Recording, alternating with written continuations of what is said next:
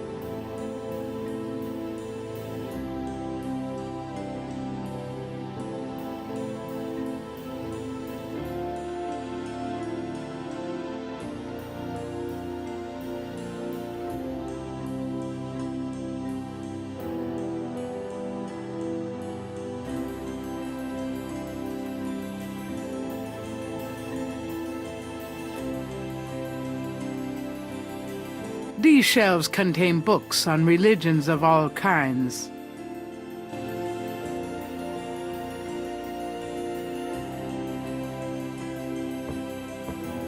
More colorful tapestries soften the stone walls here. On the wall is the image of a shield taking up several stone tiles. However, the image in its center looks jumbled and out of order.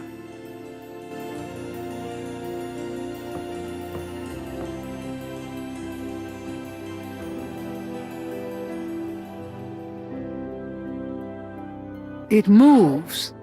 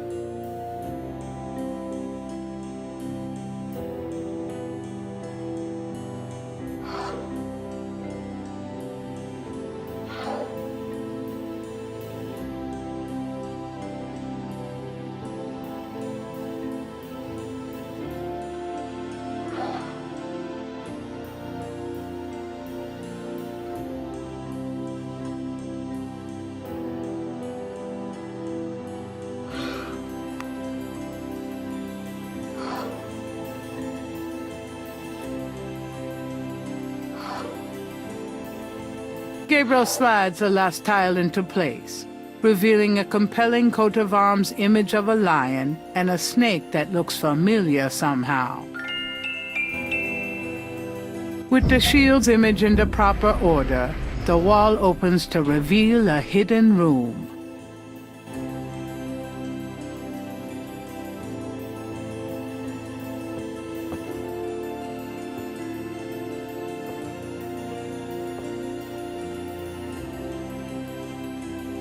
Behind the wall is a shrine to Schottenjäger's past, their weapons, trophies, and legacy. A Schottenjäger trophy room. Fucking awesome.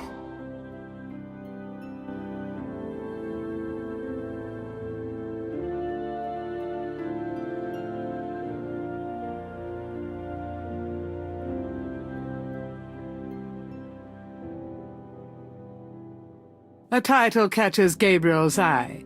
People's Republic of Benin by Lowell Cayley.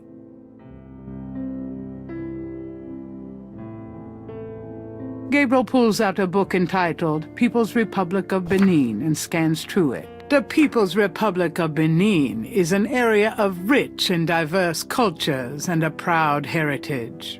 Before slaving devastated many tribes, this area was populated by some of the oddest, fiercest, and most powerful tribes in tribal Africa. The Fons, the Dahomies, and the terrible Agri. The book The Primal Ones by John Roots provides insight into these fascinating cultures.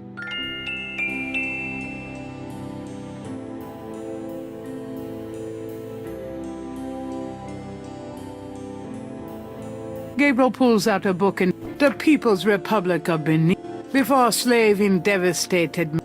The book The Primal Ones by John Roots.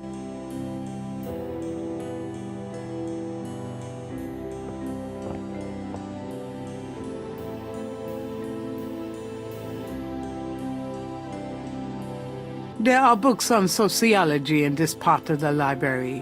Gabriel recognizes a title, The Primal Ones by John Roots.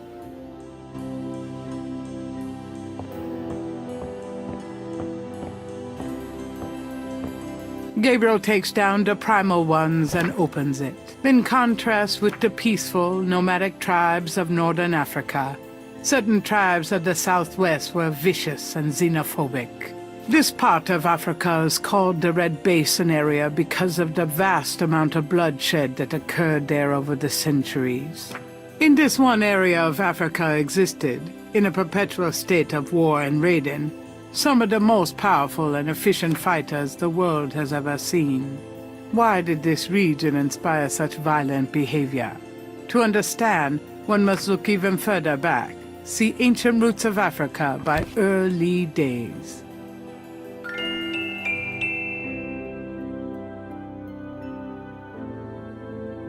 These shelves contain history books. Gabriel recognizes a title, Ancient Roots of Africa by Early Days.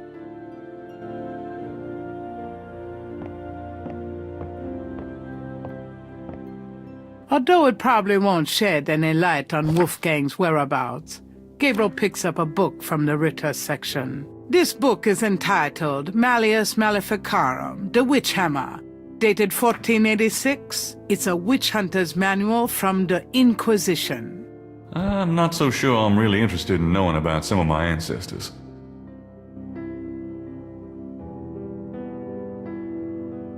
Gabriel removes Ancient Roots of Africa and browses through it. The ferocity of the tribes in the Red Basin region is traceable to their predecessors.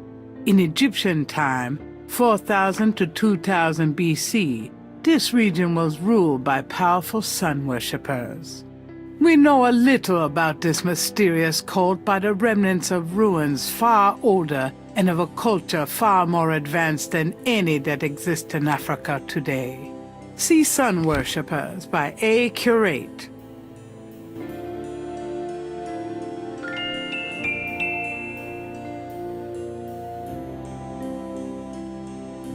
These shelves contain books on religions of all kinds. A title catches Gabriel's eye, Sun Worshippers by A. Curate.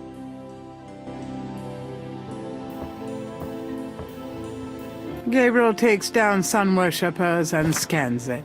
One of the most earliest religious practices was that of sun worship. The most powerful cults of sun worshippers lived on the continent of Africa. The African sun god was violent and terrible, and so became his worshippers. They practiced a particularly bloody form of ritual sacrifice.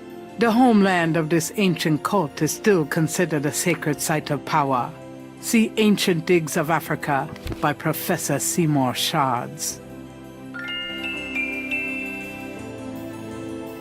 This part of the library contains books on the occult, necromancy, witchcraft, demonology, lycanthropes. These shelves display books on geography. These These shelves contain books on archaeology. Gabriel recognizes the title, Ancient Digs of Africa, by Professor Seymour Shards.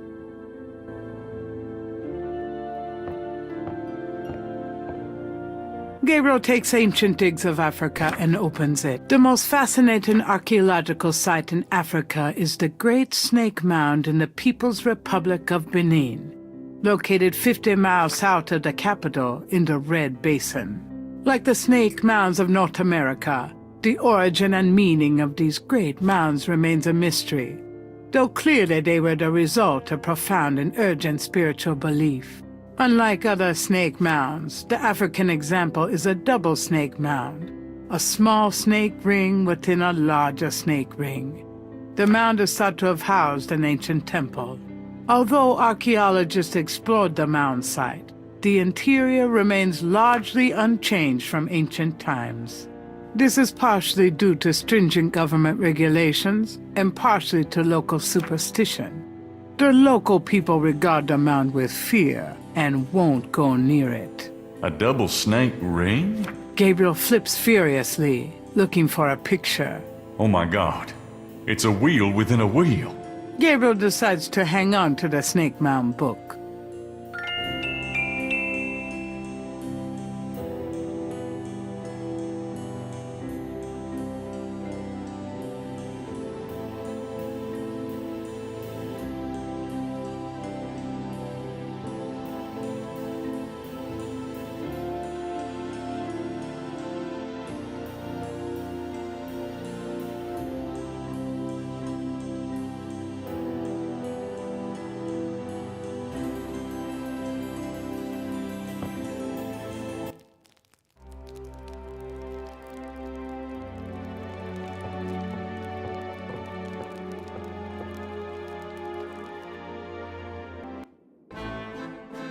Guten Morgen, Herr Knight. I'm cooking your Frühstück, a good German breakfast. Please, feel at home.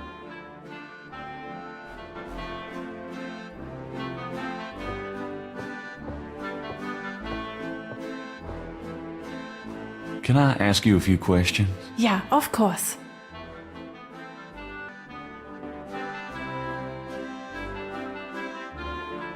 You wouldn't know anything about this key I found in Wolfgang's bedroom now, would you? Key? Why no, Herr Knight. I cannot say that I do.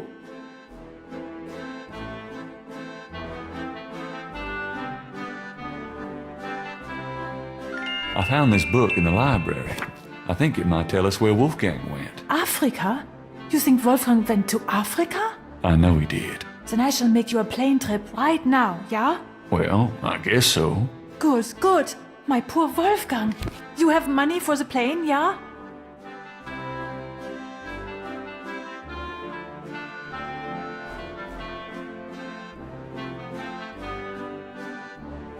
Can't you pay for the fare? No.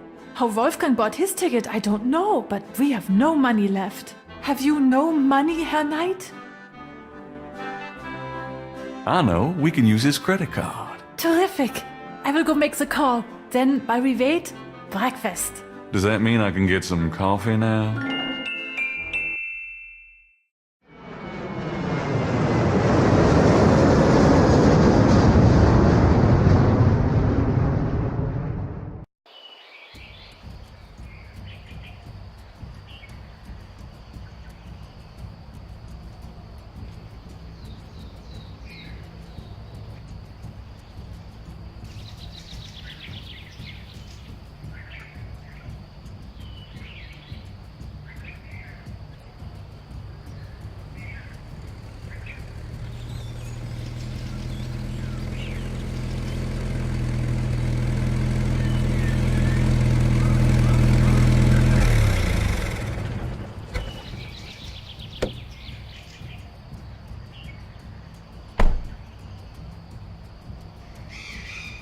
Wheel within a wheel.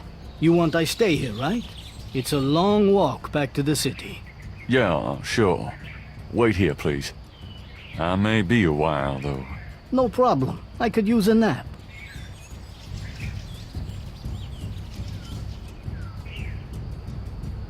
Gabriel's on a rise overlooking an ancient snake mound in the People's Republic of Benin. If he's correct, this is the tribal homeland of Tetelo's people.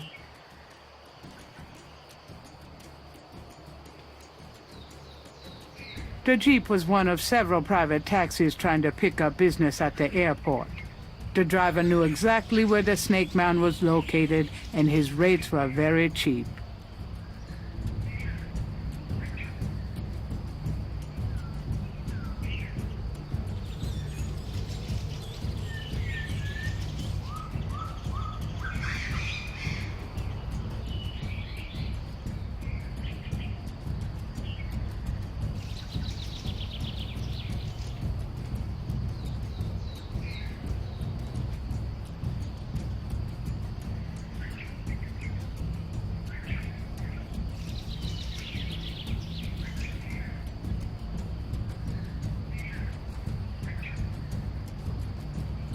The Jeep driver has settled into his seat for a nap.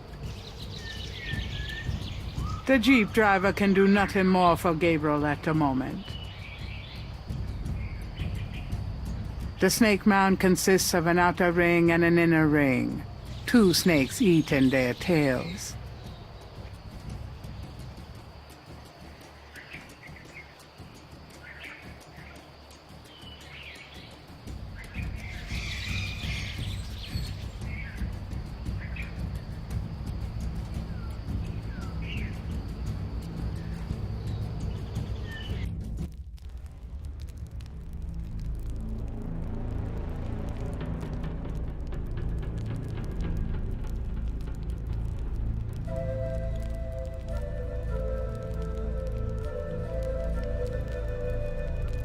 Mummy-like figures in contorted poses appear to be the only residents here. Gabriel wonders, was this a burial mound, or does their presence serve some ritualistic purpose?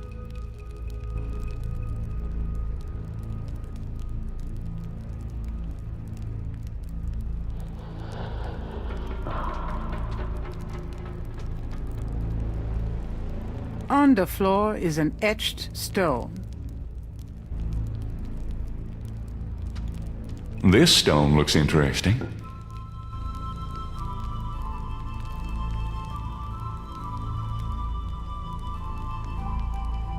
Torches light the interior of the mound. Either they burn perpetually, or someone recently lit them. The walls bear ancient paintings, the handiwork of the sun worshippers, no doubt. There doesn't seem to be any writing on the stone, unless the snakes themselves are a code of some sort. In the center of the wall painting is a square sunken area. Holes about the size of a quarter appear in the wall there.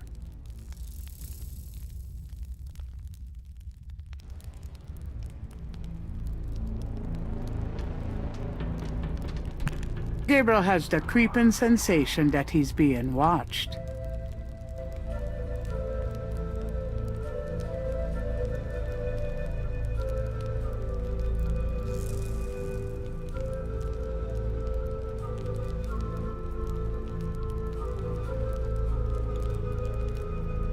Mummy-like figures in contorted poses appear to be the only residents here.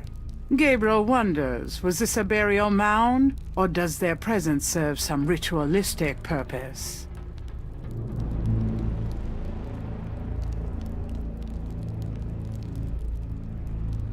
An etched stone is on the wall.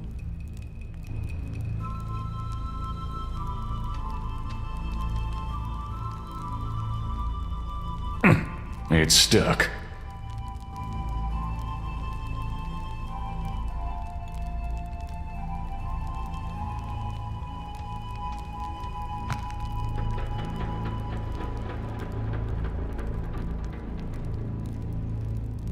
On the floor is an etched stone.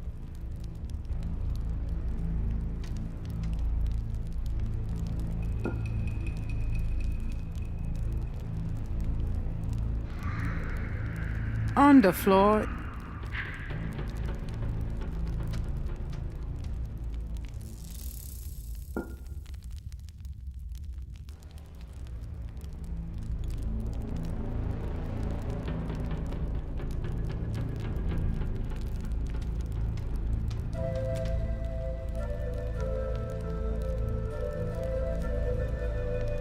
Mummy-like figures in contorted poses. Gabriel wonders, was this a burial mound? A long rod lies in one corner of the room.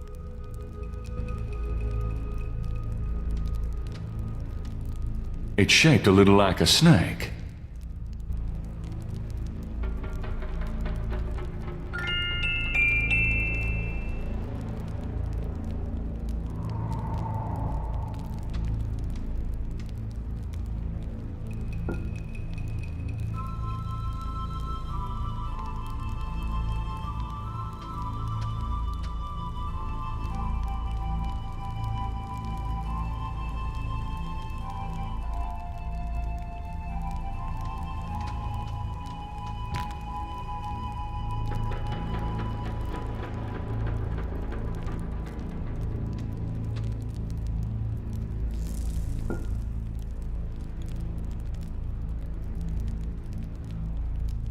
Mummy-like figures in contorted poses appear to be the only residents here.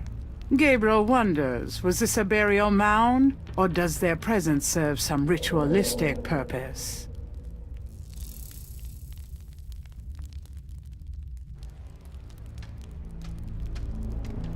From off in the mound echoes a sound like the scuffle of a shoe.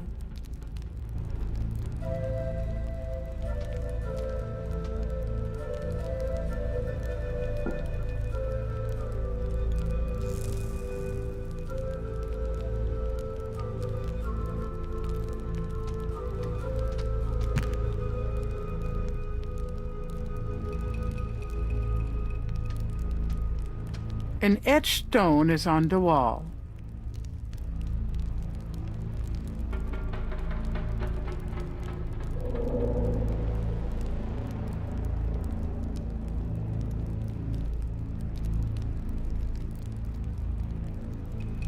Gabriel can't see a way.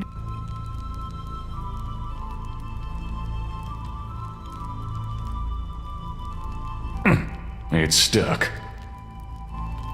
Is anybody here? There is no answer.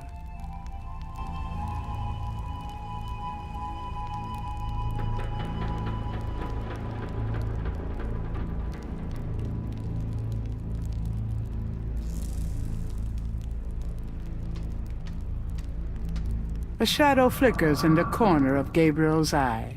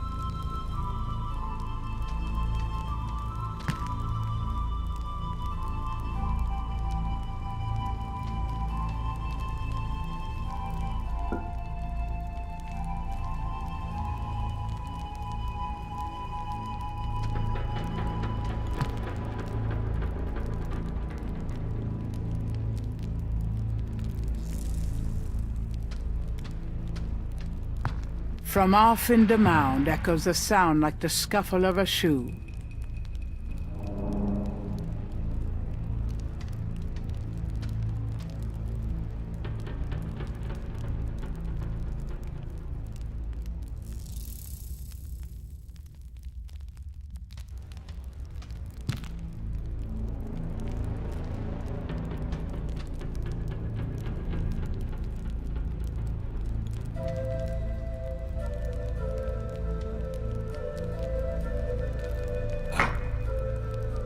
It fits.